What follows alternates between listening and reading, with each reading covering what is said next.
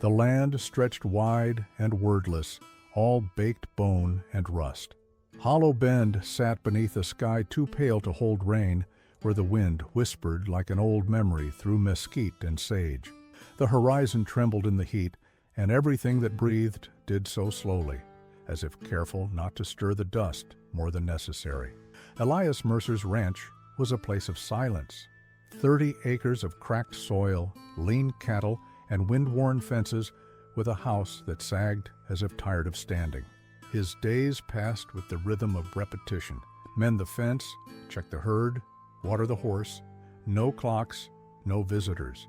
The only sound most days was the low call of a raven who'd made its nest in the chimney. Elias moved like a man sculpted from the earth itself, tall, shoulders heavy, his boots leaving dry imprints in the sunburned dirt. His beard was gray, not by age alone, but by a quiet kind of grief that doesn't speak its name. He kept to himself not because he feared people, but because he'd already seen what people could do to things that were soft. On the 4th evening of July, as the sun sank heavy behind the hills and the cattle lay restless in the golden haze, Elias spotted something strange near the fence line. A shape, small and crumpled, where only cactus and tumbleweed should be. He approached slowly, the sun casting his long shadow across the brittle grass. It wasn't until he stood over the figure that he saw it was a girl, no more than 14, barefoot, hair tangled with thorns, face chalk pale. Her dress was torn at the hem and mottled with dust and dried blood. Flies circled, but didn't land. Her chest rose, shallow and fast. Fever sweat clung to her brow. One eye fluttered open for just a second, a strange shade of green ringed with gold, then shut again. Elias knelt beside her, and for a long moment he did nothing, just looked, as if the moment itself demanded silence. The raven cawed once from the chimney, and somewhere far off a coyote answered. Then Elias lifted her in his arms and walked back toward the house. He laid her on the spare cot in the back room. The sheets were stiff from disuse. The girl murmured something under her breath, a language Elias didn't recognize, not English, not Spanish, something older. The sound of it raised the hairs on his arms. He sponged her brow with water from the well. Her skin steamed under his touch, heat pulsing off her like smoke from a dying fire. He didn't ask questions. He didn't ride into town to inform the sheriff. He simply watched over her, fed her broth when she could swallow, and stepped outside when the air grew too heavy. By the 3rd night, she still hadn't opened her eyes, but strange things had started to happen. At dawn, Elias found symbols in the dirt outside his window, circles within circles, lines intersecting at odd angles. Not footprints, not made by hand, as if the earth had drawn them by itself. The horses were uneasy. The cattle had gathered near the northern edge of the property, close together, heads low. The raven didn't call that day. Whispers came with the wind. The ranch hands, 3 old men who lived in a shack near the corral, had heard of the girl. She had a name once, but now folks in Hollow Bend just called her the Cursed One. Born under a red moon, one said, storm hit the same night. Church caught fire. Her mother died giving birth. Father went mad, said another, chewing tobacco. Left her on the preacher's porch like she was a snake's egg. Went from house to house. No one could keep her. Livestock died. Babies took sick. Pastor said she was marked. Elias said nothing. Just stared out toward the fields, jaw set. The girl's fever had deepened, and her fingers trembled in her sleep. That night, the wind changed. It carried something wild and root-deep. Smoke, but not fire, the kind of smoke that clung to old ceremonies, the smell of cedar and burning sage. A sound came with it, faint and rhythmic, like drums at the edge of hearing. Elias stepped outside, shotgun slung across his shoulder, more from habit than intent. He saw lights flickering in the hills to the north, torches, 20 of them, moving slow and solemn. By dawn, they had arrived. 20 riders on horseback, wrapped in hides and woven cloth, faces lined with paint and time. They said nothing, just dismounted, and stood in a wide circle at the edge of Elias's property. The oldest among them, a man whose eyes were pale as fog and hair braided with bones, stepped forward. He looked past Elias toward the house. "She carries an echo," he said, voice flat but not unkind, "an old one." Elias nodded once. No more words were exchanged. The shamans began their rites. They did not ask permission. They were not there for Elias. They were there for her. Inside the house, the girl breathed easier. Outside, the air thickened with meaning. Circles were drawn in ash, feathers tied to juniper branches, songs sung in broken voices that shook the dust from the rafters. The wind didn't blow that day. The cattle didn't move. And when night fell, it was darker than any night Elias had ever known. He sat on his porch, hat low over his brow, watching the figures dance in silence. And for the first time in a long, long while, Elias Mercer did not feel alone.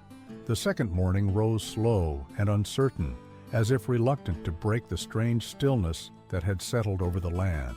The sun's light was muted, trapped behind a high veil of thin cloud that turned everything silver and pale. No bird sang. Even the raven, usually perched on the chimney like a watchman carved from soot, was absent. Elias stood at the edge of his porch, coffee cooling in his calloused hand. He hadn't slept. Not out of fear. He had known fear in other shapes, other years, but out of something heavier, something wordless. The presence of the 20 men still gathered on his land, pressed on the air like a prayer, not meant for human ears.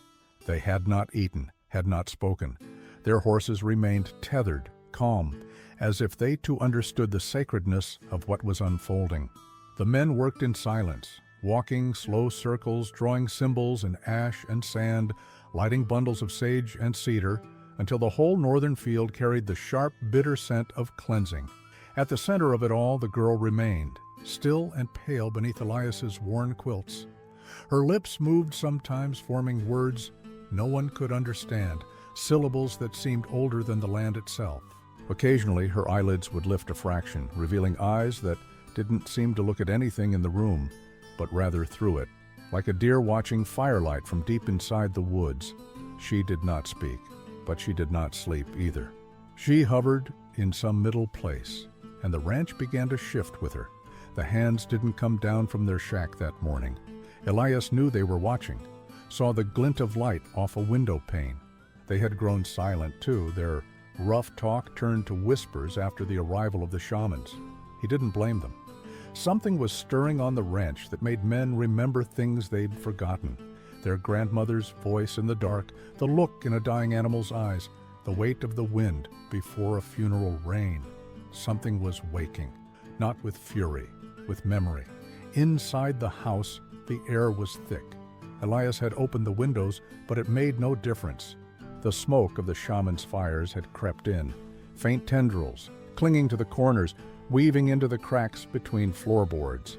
The girl's breath had steadied, but her eyes remained half open, reflecting things Elias could not see. That afternoon, the oldest shaman approached the house. He did not knock. He stood outside the open doorway, eyes on Elias. "You dreamt of her before she came," the man said, voice brittle as dry leaves. Elias looked up from his chair, face unreadable. Then, slowly, he nodded. The old man stepped inside, removing his hat. He moved with great care, as if the floor itself could break beneath his feet. He approached the girl, knelt beside the bed, and began to hum, a sound so low and soft it seemed to come from the bones rather than the throat. He placed a red stone on the girl's chest. She exhaled sharply, and the wind outside rose as if in response. That night the air grew colder. Elias stood by the corral, watching the shamans move in patterns only they understood.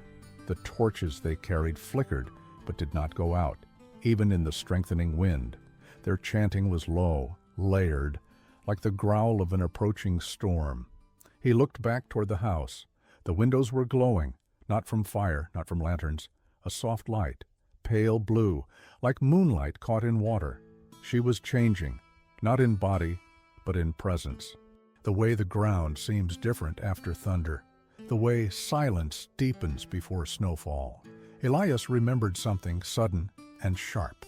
A woman's voice, long ago, saying his name with a softness he had not heard in decades. He didn't speak of it. He simply stepped back inside, removed his boots, and sat in the chair beside her bed. She began to speak in her sleep, no more than whispers, fragments. One night, she said, he buried the bones under the crooked tree.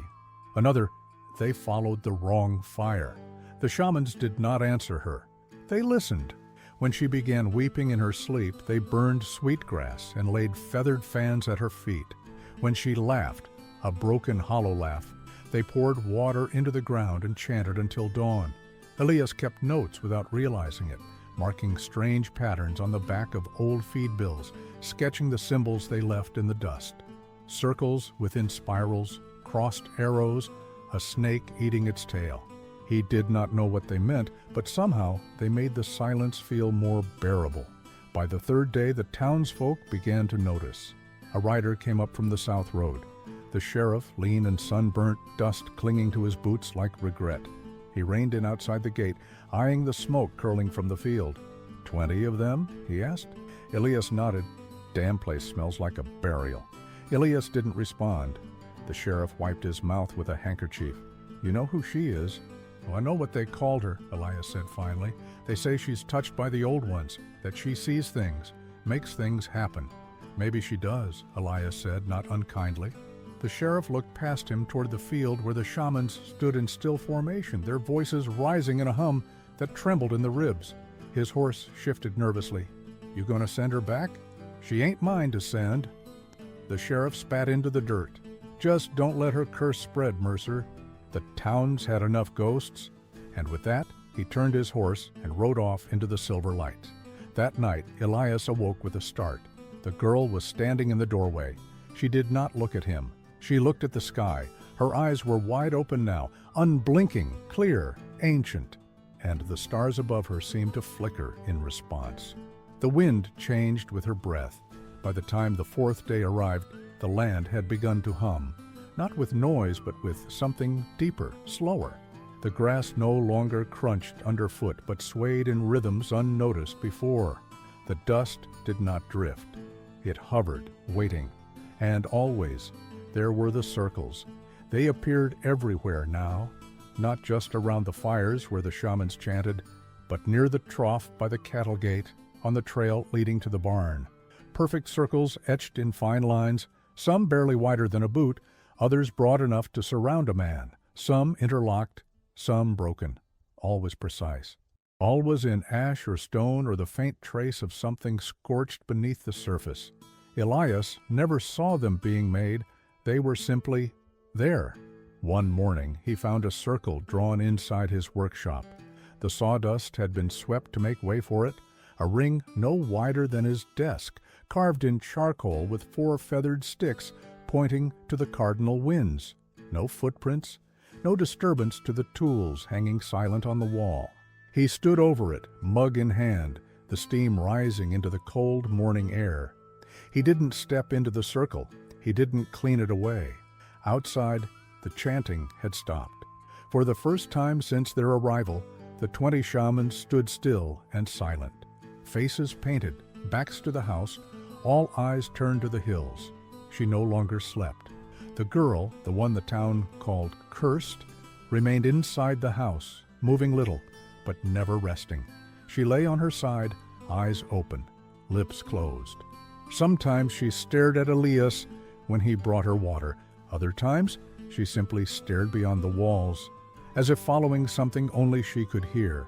He stopped trying to speak to her. Instead, he watched. The way she held her hands against her chest, palms crossed as though protecting a flame. The way her eyes blinked, not in weariness, but in memory. She was remembering something that had never been hers, or perhaps something that had always been. Elias sat with her each evening. He did not offer comfort. He didn't know how. But when she trembled, he brought her his coat. When her breath turned shallow, he placed cool stones against her neck. When she began to hum, a low note with no clear rhythm, he sat still beside her, as if afraid to interrupt. The cattle had moved again. They'd gathered in the east pasture, avoiding the barn entirely. Their hooves had stirred another circle into the dry earth, imperfect but unmistakable. One calf had died in the night. No wounds, no signs of struggle. Its eyes were wide open. Elias buried it before sunrise. The earth didn't want to give, the shovel bit shallow, the soil dry as parchment. As he worked, he noticed something beneath the dirt, a faint shimmer, a layer of black stone no thicker than a coin, perfectly round, inlaid just beneath the top soil. He did not dig it out. He filled the grave and walked back to the house, slow, watching the horizon. Somewhere above the northern hills, a hawk circled in lazy spirals. Below it, the shamans waited. That evening, as Elias sharpened his knife by lamplight, the girl rose from her bed and walked out onto the porch. She did not look at him as she passed. Her feet were bare. Her dress, still tattered from that first night, hung from her shoulders like smoke. The shamans did not greet her, but they parted. Without a word, they opened a path for her between them. She stepped into the circle they had made that morning, a broad ring of white sand and carved stones, and stood at its center. She raised her arms, then lowered them. Nothing happened. At first. Then the wind began to spiral. It moved softly, slowly, drawing dust from the edges of the ranch, not violent, not loud, just steady, like breath. The feathers tied to the shaman's staffs trembled, then lifted. The torches bent but did not extinguish. Somewhere, the old bell from the church in Hollow Bend rang once, though the town was miles away. Elias stepped outside, stopping at the edge of the porch. The girl had closed her eyes. Her hair lifted in the breeze. A single tear fell down her cheek. Not a cry, not even grief, just something being let go. And the circles began to glow, not brightly, just a faint pulse, like coals under a heavy quilt, red-orange, soft, pulsing. One after another, each symbol around the ranch began to respond, some with flicker, others with warmth, some with scent, sage, bloodroot, juniper. It wasn't magic, it wasn't spectacle, it was something older, like the earth remembering its own story. She collapsed in the dust. The shaman stepped back, and Elias moved forward. He lifted her once again, just as he had that first evening, and carried her inside. Later that night, as the stars returned in their thousands, Elias sat by the hearth, carving slow circles into a block of pine. The girl lay asleep again, truly asleep this time, breath deep, body at rest. Her fingers no longer twitched. Her eyes did not stir behind the lids. The house smelled of cedar and earth, and from the floor near her cot, Elias picked up something he hadn't seen before. It was a charm, woven from horsehair and river reed, circular, bound with a single crow's feather and a tiny red bead at the center. He recognized the craftsmanship, not from sight, but from touch. His mother had once made such things. She had said they were not protections, but markers, invitations for spirits to pass through safely without fear. Elias placed it above her bed. The girl did not stir. Outside, the shamans resumed their chant, low, measured, grave. In the morning, when he stepped outside, the field was full of birds, dozens of them, silent, perched in rows on the fence line. Not one crow among them, just songbirds, watching, waiting. The storm arrived without thunder. It came in hushed tones, the sky thickening first, dimming to pewter, the light flattening until everything on Elias Mercer's land lost its edges. No wind, no crack of lightning, just a silence so complete it pressed against the skin like a held breath. The air smelled of water before any drop fell. From the porch, Elias could see the hills vanish, swallowed by a curtain of rain still far off. The shamans had not moved. Their bodies remained arranged in loose formation across the north field, backs straight, hands open to the sky. Some had closed their eyes. Others seemed to be waiting for a sign that had not yet come. Inside, the girl had not spoken, but she had begun to hum again, a single note, steady, faint, not sad, not joyous, something in between, like remembering a face but not the name that went with it. Elias sat near the hearth, whittling the edge of a cedar branch. He had made a habit of keeping quiet in her presence, not out of fear, but reverence.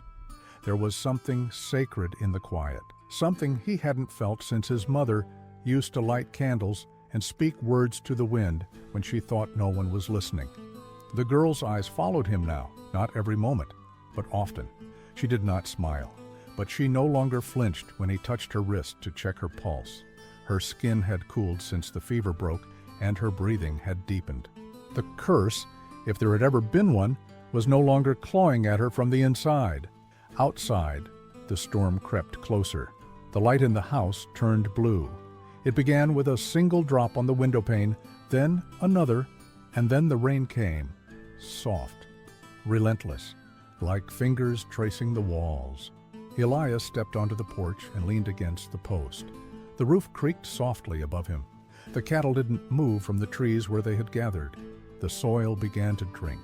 He looked to the field where the shamans stood. Their heads were bowed, their garments clung to their shoulders, darkened by the rain. Yet they did not seek cover. They welcomed it.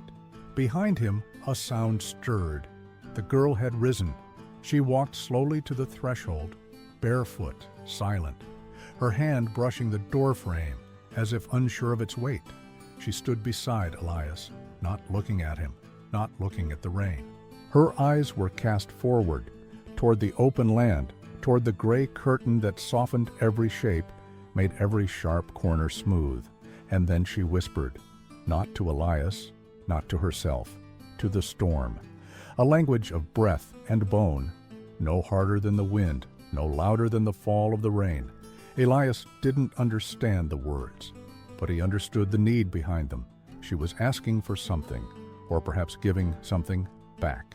As dusk began to settle into the folds of the land, the rain eased into mist, the clouds thinned to ribbons, the earth exhaled.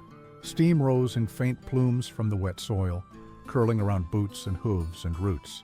The girl had not moved from the porch. Elias had not either. Together they watched as the oldest shaman, the one with the fog-colored eyes, stepped forward.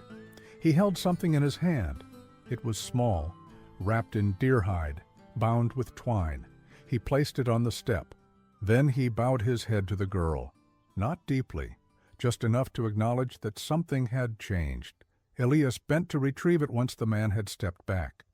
Inside the bundle was a stone, flat, dark, worn smooth. There was a symbol etched into its face, not carved, burned. A spiral coiled inward, surrounded by 4 dots, arranged like compass points, the spiral of return. Elias remembered it. His mother had drawn it once when he was a boy, in the ash outside their cabin after his sister died. She hadn't explained it, just wept while she traced it with her finger. He turned the stone over in his palm, felt its weight, felt its heat. That night the girl spoke again, not a whisper, a name. Elias heard it clearly as he sat beside the hearth, oil lamp burning low. Luma? He turned his head. She wasn't looking at him, just up toward the ceiling, or maybe beyond it. Is that your name? He asked. She didn't answer, didn't blink, but something in her shoulders loosened, a quiet surrender.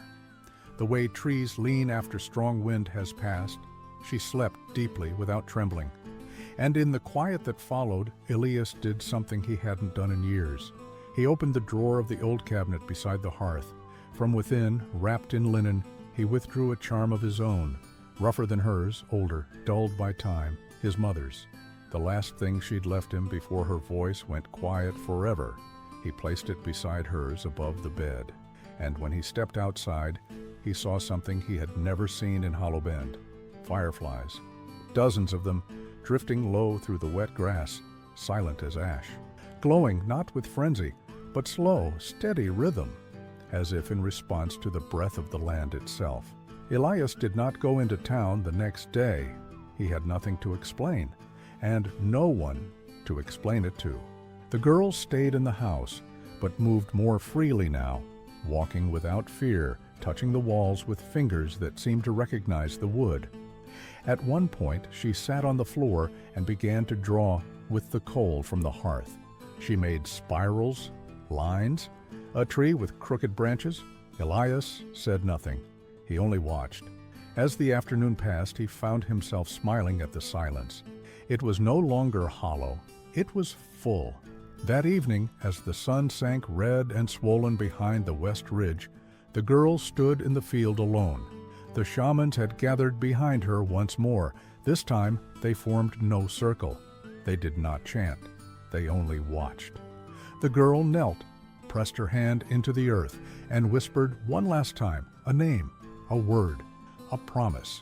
The sky shifted, the land answered, and Elias, from the porch, felt something old in his chest uncoil. Not pain, not grief, just the echo of something that had always been there, waiting. Dawn did not rise in brilliance. It came soft and gray, brushing across the horizon like ash across faded parchment. There was no birdsong, no wind, only stillness, thick, deep, ancient, as though the world itself had paused to exhale after a long-held breath. The field, soaked by the storm the night before, shimmered faintly under the soft light. Mist rose in thin layers, clinging to the boots of those who walked it. But none walked it now. The 20 shamans were gone. No hoofprints, no fire pits, no smoke curling from sage bundles, just their absence, heavy and deliberate, as if they had never truly been there at all, only passing through this patch of land like ghosts, summoned for a single purpose. Only the girl remained. She stood at the center of the pasture where the last circle had been drawn, now erased by the rain and the weight of her bare feet. Her back was to the house, her head tilted upward. Her dress, still torn at the hem, fluttered slightly in the breeze that had returned with the morning. Elias stood at the porch, one hand gripping the post, the other holding a tin cup gone cold in his fingers. He had risen early, earlier even than the cattle, expecting to find the shamans beginning their rites again. Instead, the field had greeted him with silence, and her, alone. He did not call to her. She would not have answered. She moved slowly across the damp earth, every step measured, as though she were listening for something beneath the ground, a rhythm only she could hear. Where her feet touched, the grass did not bend. The wetness did not cling. She walked through the mist like someone walking out of a dream, untethered from time, barely stirring the world around her. She paused near the edge of the fence line, where the last circle had been drawn in charcoal 2 nights before. Nothing remained of it now but a faint discoloration in the soil, darker than the rest. She knelt, pressed her palm into the ground, and held it there. Elias watched as her fingers began to move, slow, deliberate strokes against the dirt, carving a shape too simple and too old to be misunderstood. A spiral, coiled inward, surrounded by 4 short lines, one on each side, the same as the one burned into the stone the shamans had left. But this time, she added something. A dot pressed in the center, small, final. She stood, turned toward the house. Their eyes met. No smile, no sorrow, just a stillness between them, like 2 trees after a storm, both changed, both silent, both still rooted in the same earth. She did not speak. He did not move. But something passed between them, a wordless exchange, a kind of quiet acknowledgement that whatever she had brought with her, or whatever had followed her there, was finished. Not gone, just finished. Later that morning, Elias found her inside the barn. She sat in the hayloft, legs folded beneath her, staring at the far wall where the sunlight filtered through a knot in the wood. Dust motes drifted in the beam. She held a small object in her hand, the charm he had placed above her bed, now untied, the horsehair strands woven into a braid between her fingers. She looked at him when he entered, just once. Then, back to the light. Elias didn't ask her what she saw. He didn't need to. He sat beside the stall wall, boots crunching against straw, back against the wood. The old mare in the pen beside him stirred softly, then returned to stillness. They stayed that way for a long time. No voices, no explanation, just the creak of the barn settling and the slow rhythm of the morning unfolding around them. By midday she was gone, not disappeared, not like the shamans, gone in the way wild things go. Elias had stepped out to the well to draw water. When he returned, the barn was empty. The charm was left behind, retied, resting on the step like a feather dropped in passing. There were no tracks, no note, just a feeling in the air, something resolved, something at rest. He looked out across the land. The mist had lifted, the sky was clean. The cattle grazed near the far fence. The raven had returned to the chimney, watching him with its head cocked, silent. The circles were gone. The symbols, the marks, the fire pits, all faded back into the earth. Only memory remained. That evening, Elias sat on the porch with the carving knife in his hand and a length of pine resting against his knee.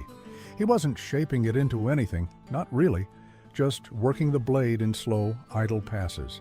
He liked the sound, the feel of the grain under the edge. The charm she had left rested on the porch rail beside him. He hadn't touched it. He wouldn't. It didn't belong to him, but he would keep it there, not as a warning, not as a relic, as a witness. The days returned to their rhythm. The hands came back to the field. The cattle were tended. The fences mended. The town never sent anyone. The sheriff didn't return. No questions were asked. No one spoke of her. No one mentioned the shamans. But sometimes when the wind shifted, Elias thought he could hear the faint sound of chanting far off in the hills, a low-rising hum that stirred the dust at the edge of his boots.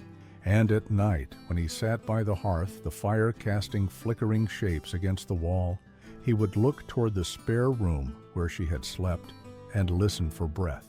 None came, but the silence didn't feel empty. It felt like a prayer left unfinished. A week later, he found a sprig of white sage growing by the fence. The soil there had been dead for years. Dust, salt, nothing more. But the sage grew tall, steady, bright. Elias knelt, brushed the stem with his fingers, and smiled. Just a little. He never saw her again, but he kept the spiral she'd drawn. Each year, just before the monsoon season, he'd walk to the edge of the field with a stone in his hand and carve it anew into the dirt. Circle, 4 marks, dot in the center, just as she had. Not to summon, not to protect, just to remember. On the 5th anniversary of her arrival, the raven vanished again, and that night the fields glowed faintly under a moon the color of bone. No one else saw it, only Elias. But he didn't tell a soul. He only nodded to the sky like a man recognizing an old friend in passing, and went inside to light the hearth.